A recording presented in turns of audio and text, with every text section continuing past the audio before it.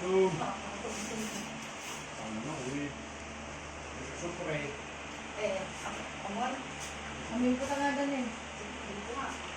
Ayun na, pumunta ka, hindi tingnan. Yan, ano mo na, malapit na lalabas yun. Diyan lalabas yun. Bata ka saan? Pakawi ah. Takbo! Yan na. Ang galit pang Miguel.